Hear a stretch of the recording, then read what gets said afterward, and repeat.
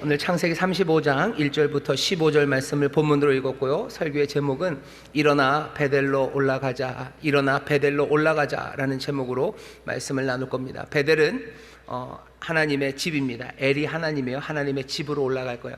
우리는 하나님이 누군지 알아요. 그리고 하나님을 우리는 조금 다른 이름으로 부릅니다. 우리는 뭐라고 불러요? 아버지라고 부릅니다. 우리는 하나님을 아버지라고 부르는 사람들이에요. 일어나 베델로 올라가자라는 이야기는 결국 일어나 아버지의 집으로 가자, 아버지의 집으로 가자, 아버지의 집에 계신 아버지께로 올라가자는 그런 제목입니다. 오늘까지 우리가 창세기 말씀을 쭉 읽고 있습니다. 벌써 네 번째입니다. 야곱의 이야기를 네 주째 하고 있는데요. 다음 주에는 야곱 이야기 안 할 겁니다. 야곱 지겨워 했던 분들 안심하셔요. 다음 주에는 야곱 이야기 안 합니다. 정말입니다. 오늘이 끝이에요. 오늘이 끝이에요. 오늘 설교로 끝나는 뿐만 아니라 창세기 전체에서요, 야곱 이야기가 오늘 35장에서 거의 마무리가 됩니다. 이제부터는 주인공이 바뀌어요. 주인공은 야곱의 아들들입니다. 유다 이야기고요, 다른 아들들 이야기고, 그 유명한 요셉 이야기입니다. 야곱이 죽지도 않았는데, 죽지 않아요. 나중에 중간중간 야곱이 몇 번 나옵니다. 하지만 이제 더 이상은 야곱은 주인공이 아니에요. 야곱에 대해서 하고 싶은 이야기들, 야곱을 통해서 우리에게 전하려는 메시지는 여기 창세기 35장에서 거의 마무리가 됩니다. 4주 동안 얘기했어요. 야곱의 처음서부터는 아니지만 야곱의 중요한 야복강 분이엘서부터 우리가 야곱을 보았습니다.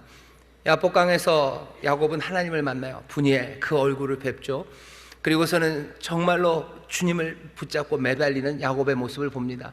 매달리는 야곱에게 하나님께서 무슨 매몰차게 아주 그냥 확 뿌리치고 이딴 그러지 않으셨어요. 축복하셔요. 이름을 주시고 축복하십니다. 그 이름을 주시고 축복하는 그 복된 소식 하나로요, 야곱의 삶이 변합니다. 야복강에서 하나님이 야곱에게 무엇을 주셨나 생각해 보세요. 도대체 뭘 줬길래 야곱이 바뀌었습니까? 주머니에 이렇게 두둑한 지갑을 끼워 주셨어요? 사람들은 그래요. 저희 할머니들은 무슨 남자가 지갑이 튼튼해야지 허리가 펴진대요.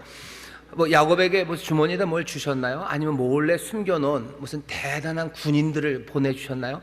아니에요. 거기서 이름 바꿔주시고요, 그냥 축복하셨어요. 그랬는데도 야곱의 삶은 변합니다. 그 모질이 같은 사람, 자기 자식들을 앞서에 놓고 도망갈 생각하는 그 사람이요, 자기 자식들 다 뒤로 챙기고, 그 죽이겠다는 이야기를 들었던 형 400명을 데리고 온 그 형 앞에 절뚝거리며 나갑니다. 사람을 하룻밤 사이에 이렇게 바꿔놓을 수 있는 게 뭡니까? 주머니에 찔러준 두둑한 지갑이, 아니면 대단한 무슨 소대, 타이거 아미 부대. 제가 이제 군대를 알기 시작했어요. 왜냐하면 제 큰아들이 군대에 갔기 때문입니다. 제가 K9 자주포를 알아요. 네, 1포병여단, 군대를 알기 시작했어요. 제가 설교 시간에 이제 군대 얘기 많이 하면 그런가 보다 하십시오.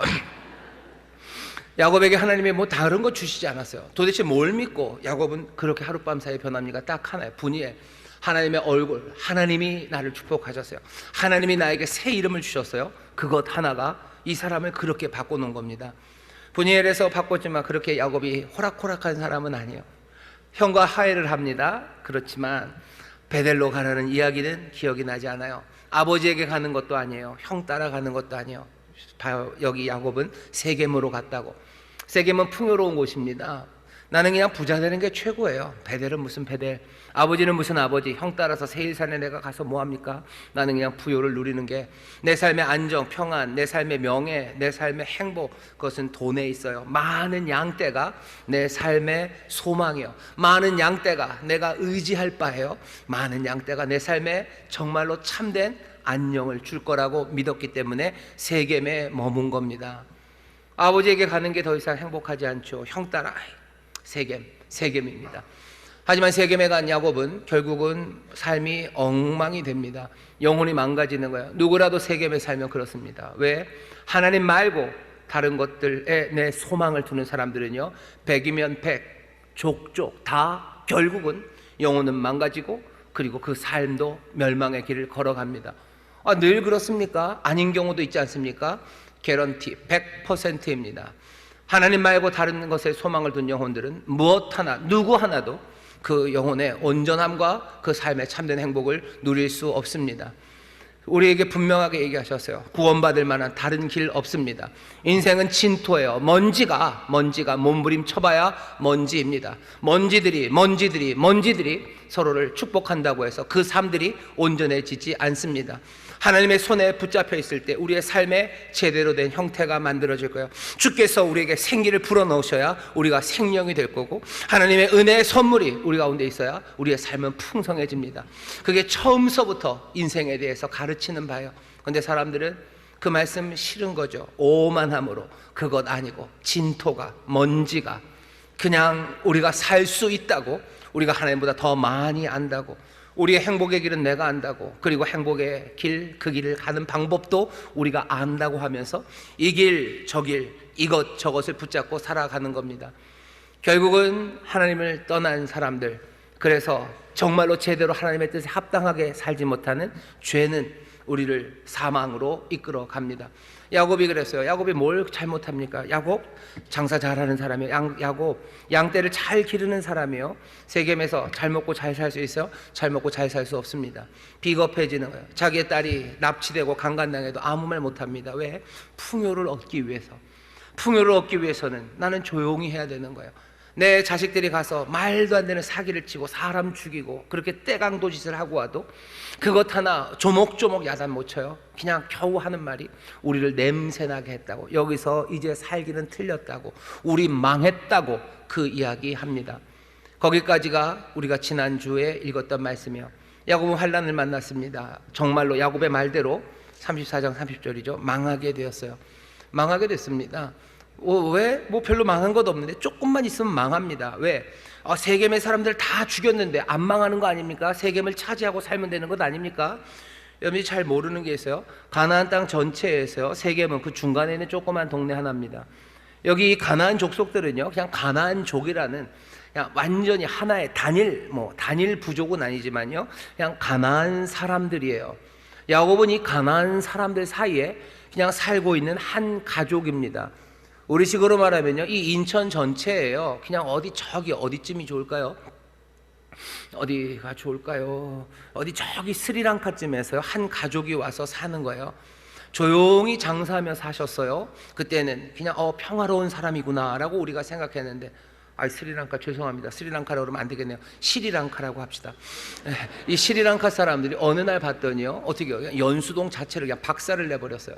연수동에 있는 사람들 다 죽여버렸어요. 거기 있는 것들 다 뺏어갔어요.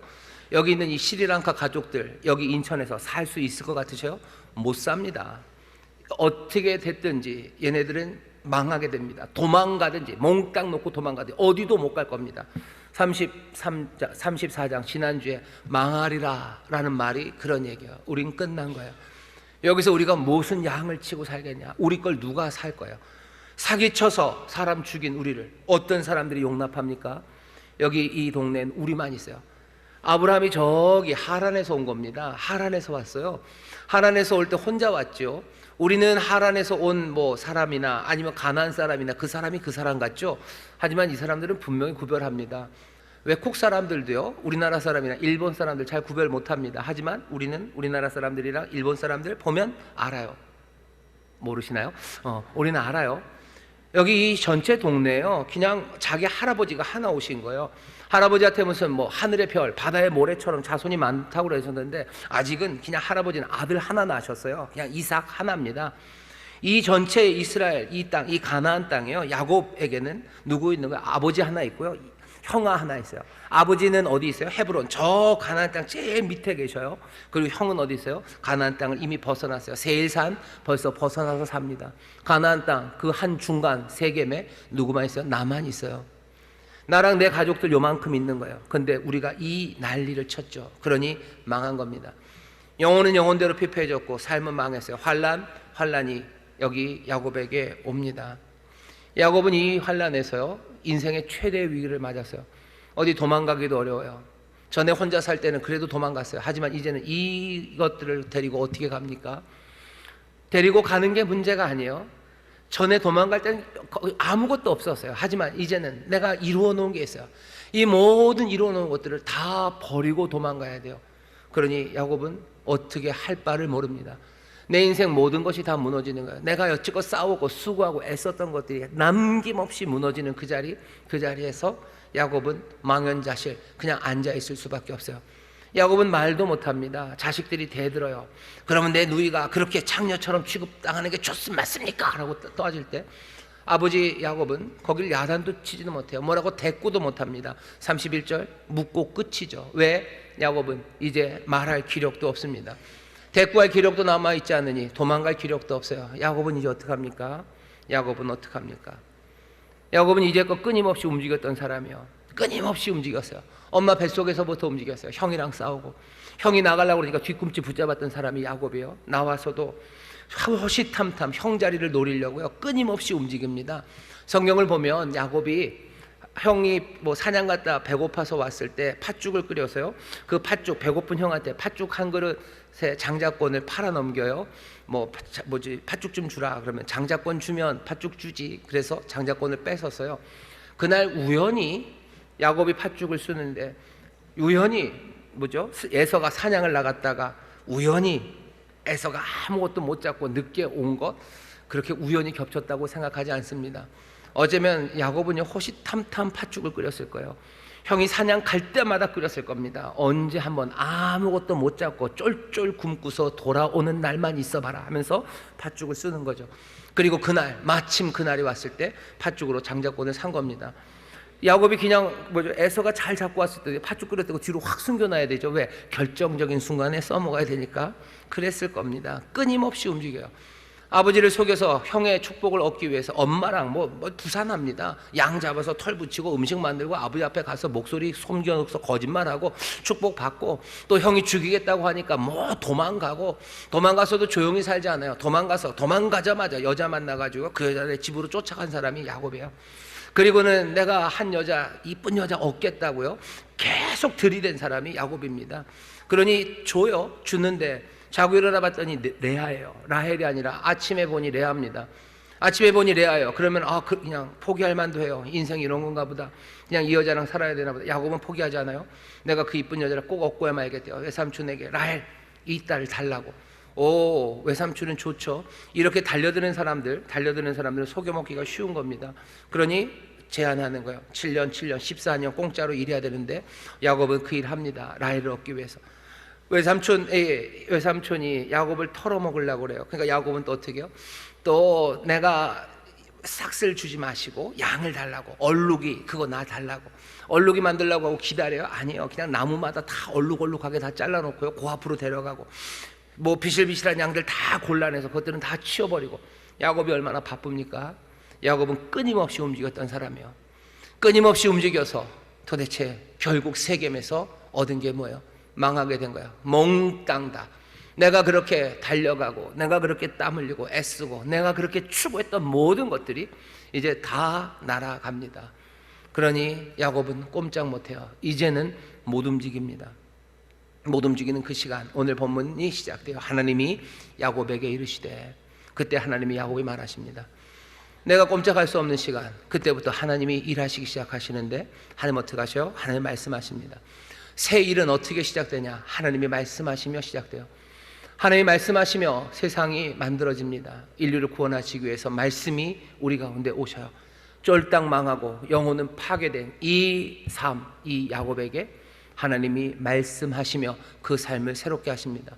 오늘 우리의 삶 가운데 망하고 환난 가운데 어쩔 줄을 모르는 상황에 도대체 여기서 어떻게 내 삶은 새로워집니까? 알려드릴게요. 하나님의 말씀이 우리 가운데 새 일을 시작합니다. 하나님은 언제 말씀하십니까? 하나님은 언제나 말씀하십니다. 사실은 하나님이 야곱에게 베델로 오라고 말씀하시는데요. 이 말이 오늘 처음 하신 말이 아니에요. 이전서부터 하나님은 야곱을 베델로 오라고 부르셨어요. 그 얘기가 이제 들리기 시작한 겁니다. 내 삶의 새로운 일이 언제 시작돼요? 변함없이 말씀하시는 은혜의 하나님이 내게 말씀하시는 그 말씀이 내게 들리기 시작할 때 그때부터 내 삶은 새로워집니다. 혼란과 깊은 어둠이 태초에 있었어요. 그 시간이 얼마나 길었는지 모릅니다. 하지만 그 태초의 어둠, 기품, 혼란 그 가운데 하나님의 말씀이 울려 퍼지고 들려지기 시작할 때 그때부터 빛이, 하늘이, 궁창이, 그리고 바다가 그 가운데 있는 모든 것들이 새로운 질서와 새로운 창조가 시작됐어요. 여러분, 하나님 말씀을 그치십니까? 하나님 말씀을 그치지 않으셔요. 이 세상은 새로움으로 채워질 수 있습니까? 예, 채워질 수 있습니다. 근거와 이유는 딱 하나예요. 말씀하신 하나님, 그 하나님이 계시기 때문이에요. 말씀하시는 하나님, 놀라우신 하나님의 말씀 그리스도가 우리 가운데 있으니 여러분들 새로움에 대한 꿈을 절대로 접지 마시기를 주의 이름으로 축원합니다. 주의 이름으로 축원합니다. 새로운 건 없을 거라고, 새로운 건 없을 거라고, 뭔가 변화는 없을 거라고 내가 얘기하고, 내 삶 주변이 얘기하고, 내 과거가 얘기하고, 어쩌면 세계상에서 제일 똑똑한 사람들이 그 이야기를 할지라도 여러분들 그 이야기에 고개 끄덕여 주지 마셔요. 세상에 새로움이 시작될 수 있습니다. 왜?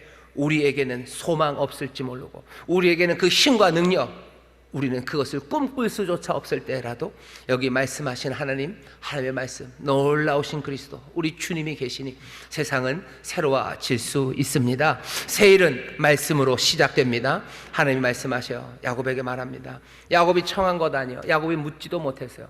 야곱이 어떻게 묻습니까? 망하게 된 사람, 말도 못하고 대답도 못하는 사람이 어떻게 물을 거예요? 그러다 하나님이 말씀하셔 내 삶에 무너진 그 시간에 내가 구하지도 않았을 때라도 내 영혼 가운데 나를 부르시고 나에게 말씀하시는 주의 음성이 들립니다.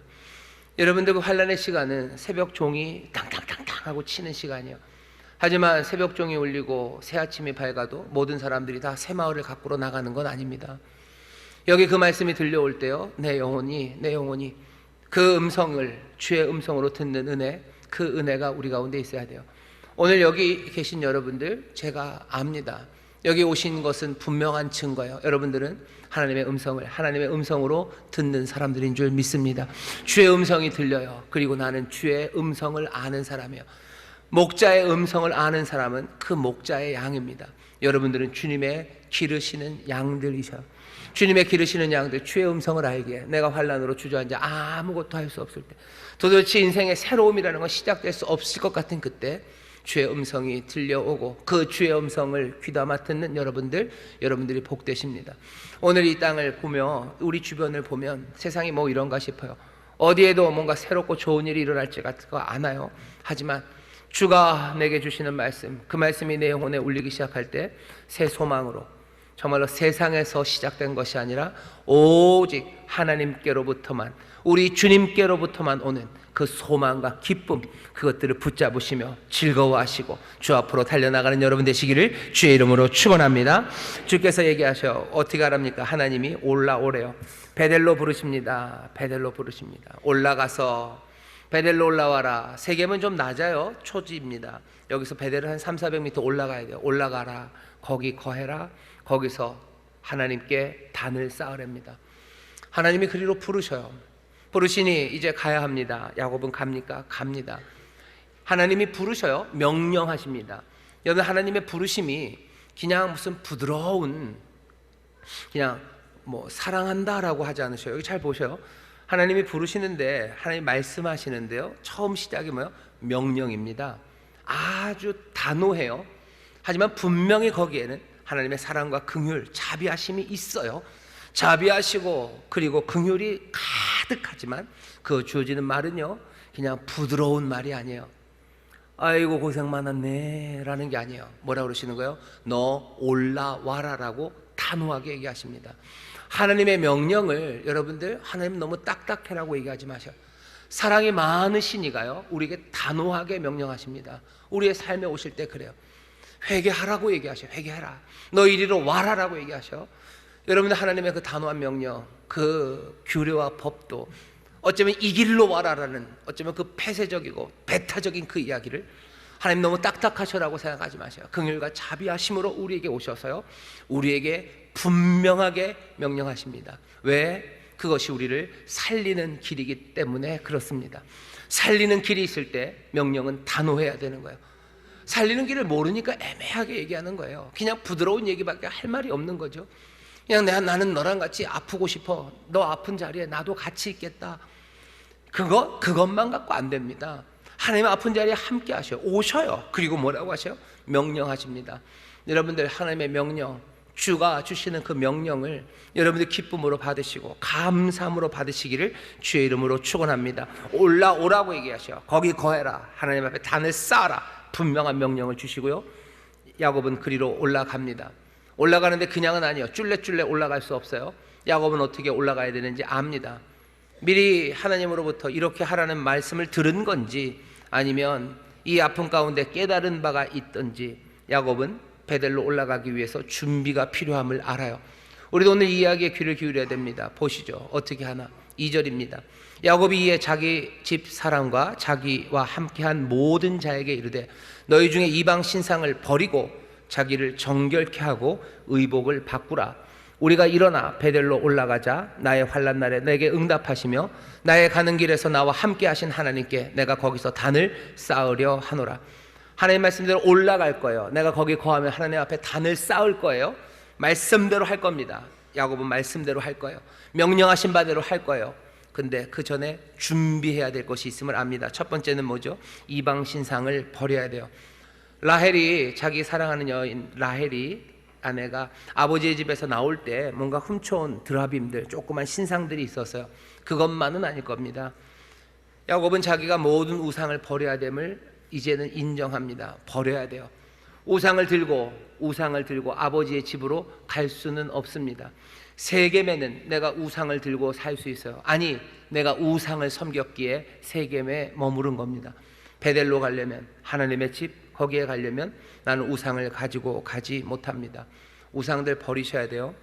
그리고 4절 보면요, 우상을 묻어버립니다. 그들이 자기 손에 있는 모든 이방 신상과 자기 귀에 있는 고리를 야곱에게 주는지라. 야곱이 그것을 세겜 근처 상수리 나무 아래 묻고, 귀에 있는 고리들, 귀걸이들이죠. 귀걸이를 왜 빼지? 이 말씀을 근거로 귀걸이 하는 사람들은 안 돼. 귀걸이는 다 빼서 땅에다 묻어야 된다. 어디다 묻었는지 저한테 알려주셔요.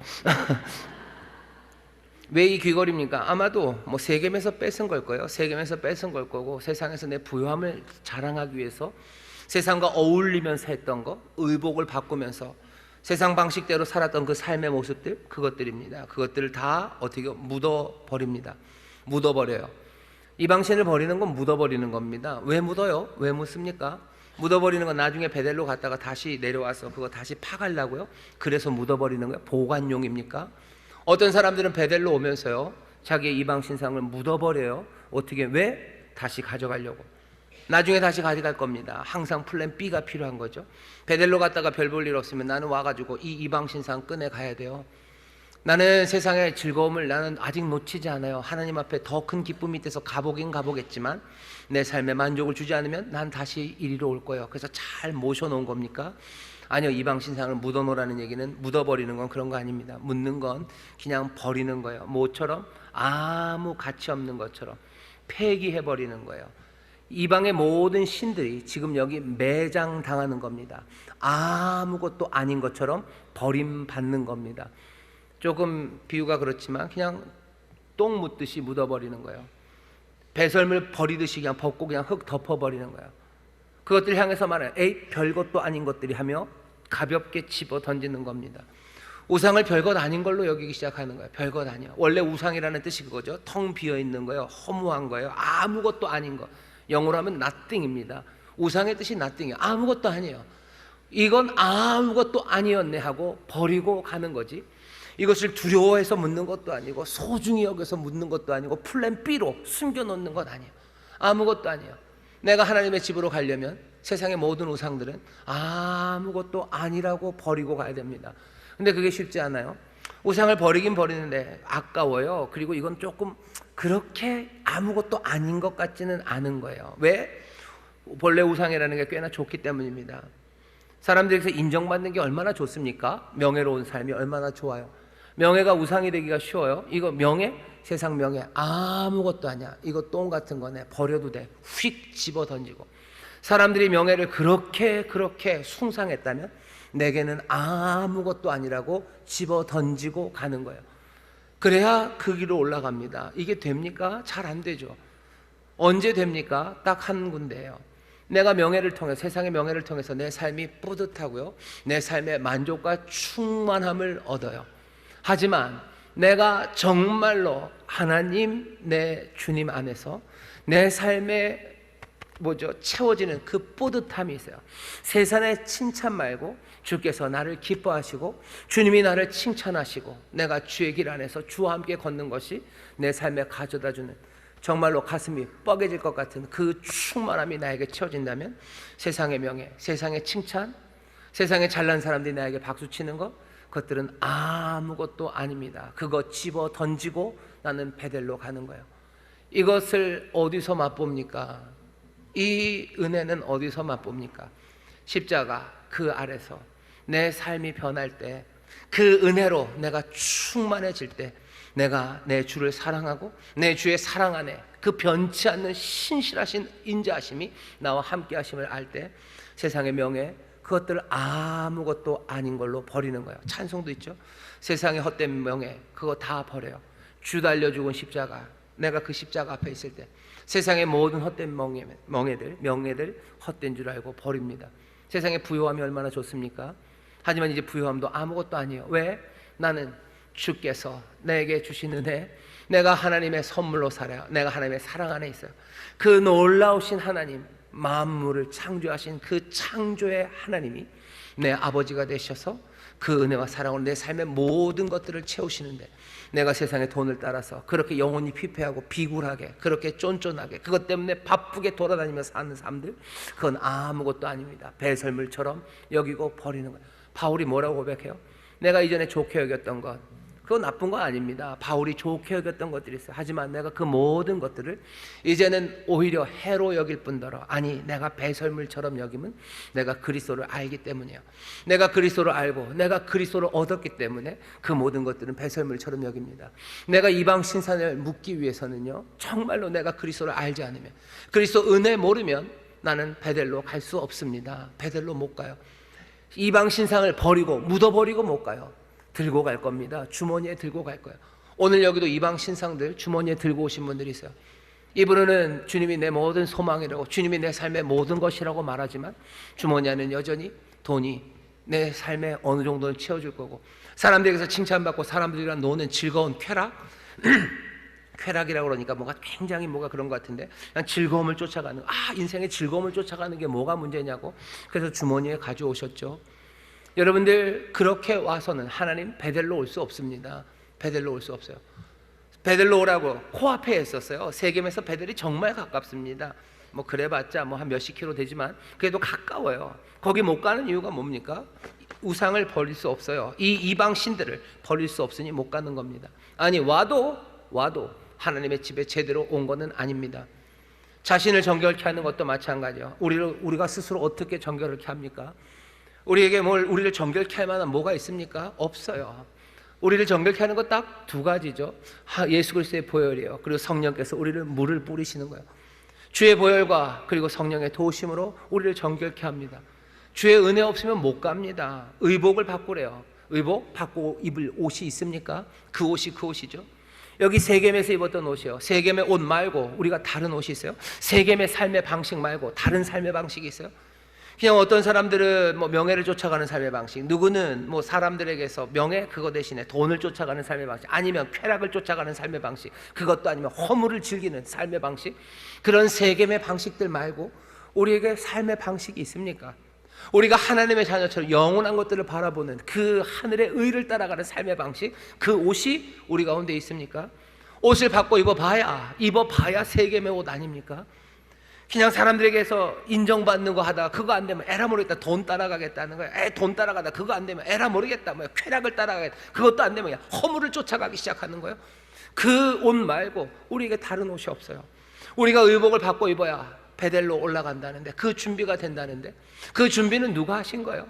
하나님께서 누구를 통하여? 그 아들이신 예수 그리스도를 통하여 우리에게 의의 옷을 입혀주셨어요. 새 삶을 우리에게 주셨어요. 새 삶의 방식을 우리에게 주셨어요. 아래 것이 아니라 위의 것을 사모하며 살아가는 삶의 방식을 우리에게 주신 거예요.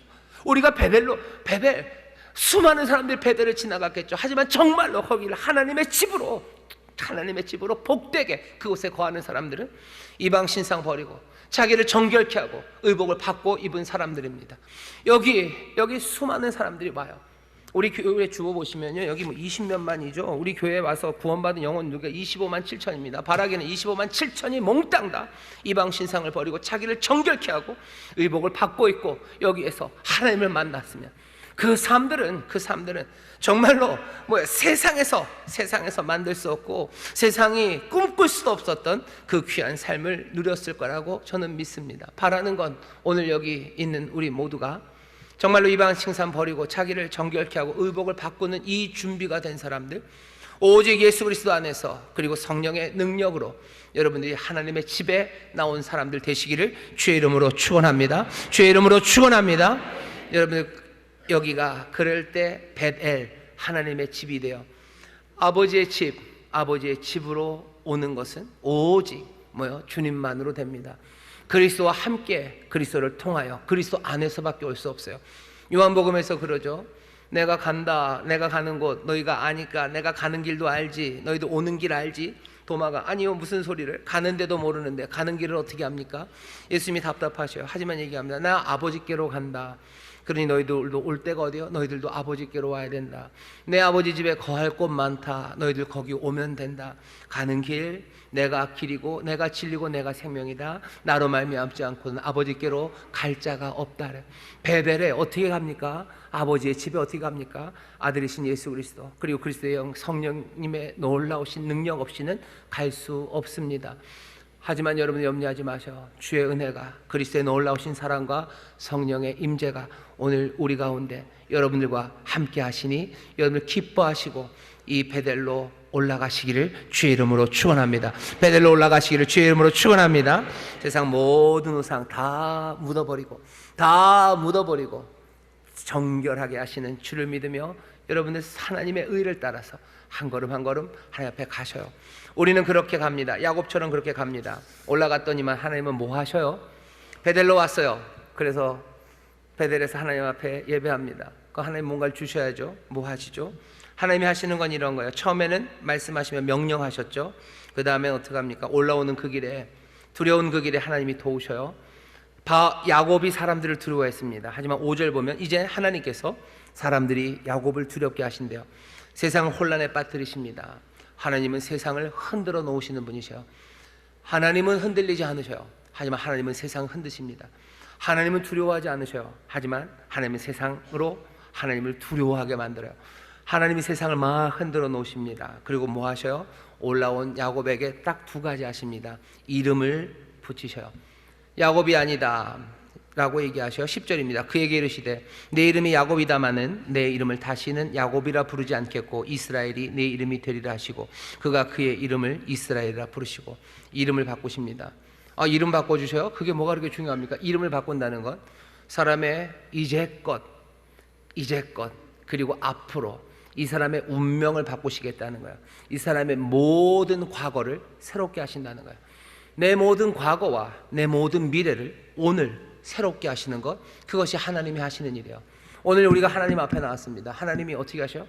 내 모든 과거를 새롭게 하셔요. 어떻게? 내 모든 죄가를 몽땅 다 지우셔요. 깨끗하게 씻기셔요.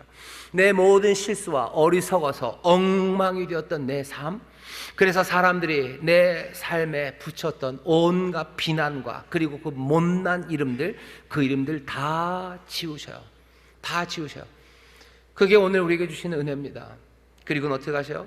우리의 미래의 새 운명을 우리에게 주십니다. 사기꾼처럼 살았어요. 하지만 이젠 아닙니다. 야곱, 하나님과 씨름하고 이제 또 사람과 씨름하는 사람, 그 사람으로 우리를 부르셔요. 내 이름이 전에는 은혜가 없었던 사람이 내 이름입니다. 어쩌면 내 이름은 예전에는 재수 없는 놈이 내 이름이었을지 몰라요. 그러나 누구는 하나 더 붙는 분들이 있죠. 천하에라는 게 붙는 분도 계셔요. 천하에 못된 놈이 내 이름이었고, 아니면 뭐뭐 하다가 지잘난 멋에 사는 온갖 이름들이 있어요. 내 이름들이 있어요. 그 모든 이름들을 다 지우셔요. 몽땅 다 지우셔요. 내 모든 치욕의 이름과 내 모든 슬픔의 이름들 다 지우셔요. 실패한 이라는 이름들 지우셔요. 결혼에 실패하고 그래서 이리저리 방황하다가 인생 망쳐버린 사람이라는 내 이름이에요. 내 이름 그거 지우셔요. 사람에게서 배신당해서 이제는 나도 남들 배신하려고 남들 등쳐먹고 살던 사람이라는 내 이름이야. 그 이름 지우시는 거야. 여기서 얻어맞고 저기서 얻어맞으며 그냥 눈물로 살아가는 사람이라는 내 이름을 지우셔요. 내 모든 과거의 이름들을 다 지우시고요. 지우시고 우리에게 새 이름을 주십니다. 전에는 하나님의 백성이 아니었어요. 하지만 이제는 하나님의 백성이 우리의 이름이에요. 전에는 다른 이름이 있었어요. 하지만 이제는 아닙니다. 이제는 내가 하나님의 자녀라는 게 내 이름이에요. 하나님의 은혜 안에 거하는 자, 하나님과 동행하는 사람, 하나님의 약속 안에 있는 사람, 그 사람이 내 이름입니다. 내 운명을 바꿔놓으셔요. 베델에서 우리가 듣는 것, 내 이름이 바뀌었다는 것, 그리고 나를 축복하십니다. 뭐라고 축복하셔요? 생육하고 번성하래요. 아브라함에게 주었던 그 모든 축복을 이제 너에게 준대요. 그게 여기 베델에서 하나님이 하시는 일입니다. 하나님 뭐 하셔요? 이름을 바꾸셔요. 그리고 약속을 주십니다. 놀라운 것 같지만 사실 그게 다예요? 그게 다입니다. 여러분들 베델에 와서 뭘 바라셨어요? 뭐 주머니에 쭉 찔러 넣어주는 두툼한 지갑, 그래야지 허리도 펴지고 가슴도 펴지니까. 아니면 뭐 대단한 비밀 결사대 한 소대를 여러분들 뒤에다 딱 붙여주시는 거예요? 아니, 베델에 와서 하나님이 주시는 건 야복에서 하셨던 것과 똑같습니다. 이름을 바꾸셔요. 그리고 축복하십니다. 이름을 바꾸시고 축복하시는 게 그게 답니까? 그게 답니다. 여러분 지난주에 여기 오셔서 무슨 이야기를 들으셨어요? 하나님의 집 성전에 오셔서 뭐 받아가셨어요? 지난주에 별로 받아가신 것 없죠? 돈 내고 그냥 떡볶이 요만큼 받아가셨죠? 뭐 받아가셨어요? 5월달 첫 주 되면 뭐 카네이션 받아가고 뭐 받아가는 거 있나요? 여기서 뭐 아주 재밌는 무슨 뭐 경영학의 뭐 7가지 뭐 스티븐 코비의 무슨 법칙 그거 배워가셔요? 여기서 뭘 배워가셔요? 여기서 무슨 뭐 필라테스 스트레칭을 배워가셔요? 아니면 뭐 배워가셔요? 뭐 제일 좋은 거 뭐 이번에 수능에 나온 킬러 문항 3가지씩 알려드려요? 뭐 베델에서 도대체 뭘 하나님이 하신 겁니까? 여기서 도대체 뭘 하신 거예요? 하나님의 백성들에게 도대체 무슨 일을 하시는 거예요? 야복에서도 그렇고 이 베델에서도 그렇고 어쩌면 오늘 여기에서도요 같은 일 하셔요. 우리의 이름을 바꿔 불러주시고요, 우리의 운명이 바뀌었다고 얘기하셔요. 그리고 우리에게 하나님이 주신 약속, 그 약속을 다시 말씀하셔요. 이걸 뭐라고 불러요? 이걸 복음이라고 불러요. 우리에게 복음을 전하셔요. 내가 너를 사랑한다고 얘기하셔요. 네 운명이 그냥 쓰러져가는 운명이 아니라 하나님이 온 세상의 피조물들을 온전하게 하시는, 모든 피조물에게 생명으로 가득하게 하는 그 일이 너를 통해서 너와 함께 이 일을 이루시겠다는 그 복된 소식, 이 복음을 우리에게 전해주시는 거예요. 그게 다입니다. 하지만 이 복된 소식은 누가? 하나님이 임재하시는 가운데 우리에게 전하시는 거예요. 오늘 우리는 여기서 누구에게? 하나님 얘기를 들어요. 하나님이 우리에게 전하시는 복된 소식, 복음을 우리는 듣습니다. 하나님의 집에서 하나님은 그것 주셔요. 그것 말고 다른 것 좀 주시면 안 되나요? 다른 것 주시면 좋을 텐데. 아니, 야곱에게 뭘 주셨나 보세요. 야복에서 뭘 주셨나 보세요.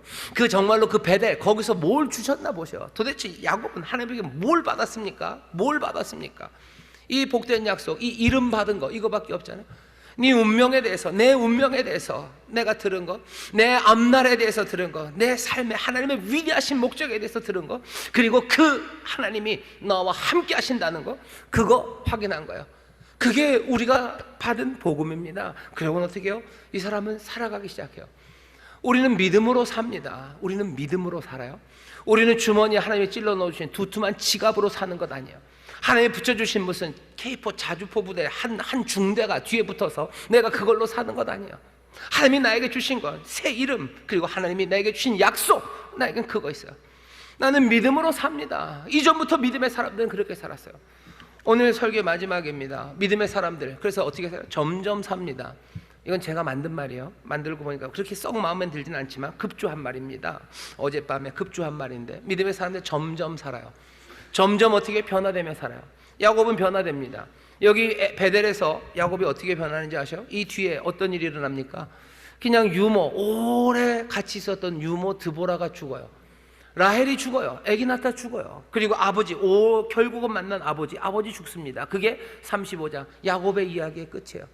그 중간에 첫 아들 장자 르우벤은요, 라헬의 몸종 빌하, 그러니 어떻게 보면 엄마입니다. 자기를 낳아주진 않았지만 자기 아버지, 그러니까 그런 엄마예요. 그 엄마를 어떻게 해요? 또 근친상간을 합니다. 베델에서 하나님의 약속을 받았는데 왜 이런 일이 일어납니까? 왜 이런 일이 일어납니까? 왜 이런 일이 일어나는지 모릅니다. 왜? 이건 설명이 안 돼요. 점점이 있어요. 그냥 띄엄띄엄 있어요. 하나님의 약속을 받고 하나님의 자녀예요. 그럼 내 모든 삶은 이 세상에 복이 되고 생명이 올 때 넘치게 얻고 생육하고 번성하는 삶으로 아주 빈틈없이 다 말이 되게 그냥 쫙 그렇게 갑니까? 아니요. 왜 갑자기 드보라가 죽는지, 왜 라헬이 그렇게 슬프게 애를 낳다가 산골 가운데 죽는지, 왜 그런 일이 일어납니까? 생육하고 번성하려는데, 그러면 라헬이 막 요셉 말고 나머지 아들도 막 순풍순풍 낳고 나이 많았던 드보라가 막 젊어지고 아버지도 건강해지고 문제 많았던 아들들이 막 효자가 되고 그래야 되는 것 아니에요? 아니요, 그러지 않아요. 뜸벙 이상한 일들이 생겨요. 물론 마지막 아들 베냐민도 생깁니다. 베냐민이 태어나요. 하지만 또 죽고 슬퍼하는 일이 있습니다. 야곱은 변합니까? 변합니다. 라헬이 죽으면서 이 아들의 이름을 슬픔의 아들 베노니라고 이름 줘요. 야곱은 고개를 설레설레 흔듭니다. 예전 같으면 라헬, 내가 사랑했던 아내가 마지막 나오면서 슬픔으로 지었던 이름을 그대로 수용할 거예요. 하지만 야곱은 아니. 야곱이 11아들은 몽땅 다 자기가 이름 지은 거 아니에요. 베냐민만 야곱이 이름 짓습니다. 아니다, 베냐민이다. 베냐민은 오른손의 아들이에요. 오른손은 힘입니다. 라헬은 낳다가 힘없어서 죽었어요. 슬픔의 아들입니다. 하지만 야곱은 그거 받아들이지 않아요. 아니, 베냐민 힘의 아들이요, 오른손의 아들, 행복의 아들이다 라고 말하며 갑니다. 루벤이 강간합니다. 거기에 뭔가 또 얘기 못해요. 전처럼 그 모습이 있어요. 믿음의 사람들 점점 삽니다. 조금 뒤로 가는 것 같지만 그 믿음으로 조금씩 변화되어 가며 살아요. 이 사람들은 점점을 살아가요. 모든 것들이 다 이해되지 않아요. 모든 것들이 정말로 생육하고 번성하는 쪽으로, 그렇게 정말로 이 땅에 하나님의 구원의 일을 온전히 이루는 것이 다 설명되는 방식으로 삶의 사건들이 일어나지 않습니다. 삶이, 생명이 태어나면 죽기도 해요. 슬픔 그리고 기쁨이 와요. 내 가정에 문제가 생기기도 하고 하나님께서 내 가정에 화목을 주기도 합니다. 뭔가 띄엄띄엄 그렇게 살아요. 뭔가 한 줄로 쫙 연결되어 있지 않아요. 점점이 살아갑니다.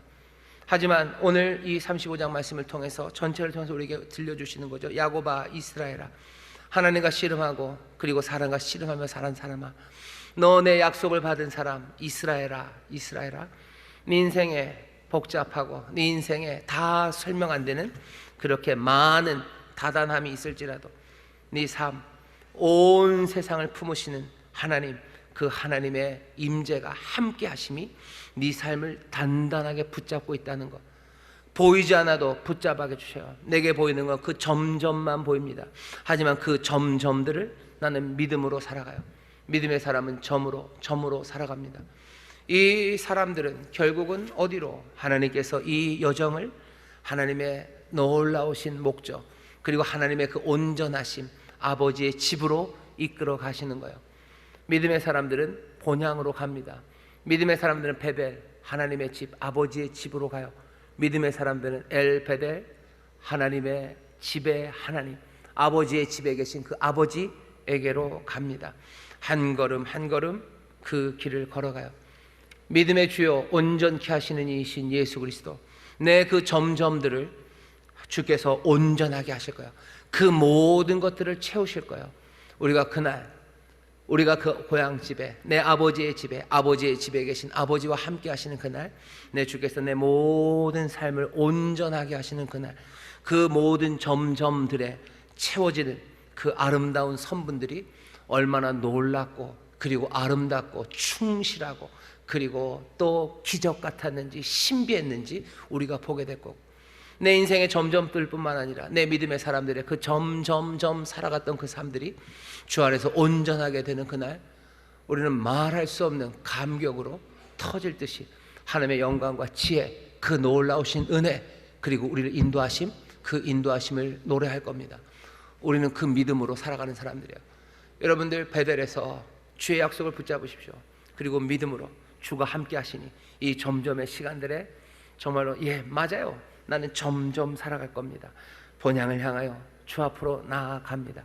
실망하지 마셔. 믿음을 격려하시며 하나님 나와 함께 하시니 그 명령 듣고 세상을 흔드시는 주님, 그 주님을 찬송하시고 내게 약속하시는 주님, 내 삶에 새 이름을 주시는 주님, 그 주님과 함께 믿음으로 걸어가는 사람들 되시기를, 그런 하나님의 자녀, 하나님의 백성들 되시기를, 그렇게 하나님과 씨름하고 사람들과 씨름하며 살아가는 믿음의 사람 되시기를 주의 이름으로 축원합니다. 기도하겠습니다. 하나님 감사합니다.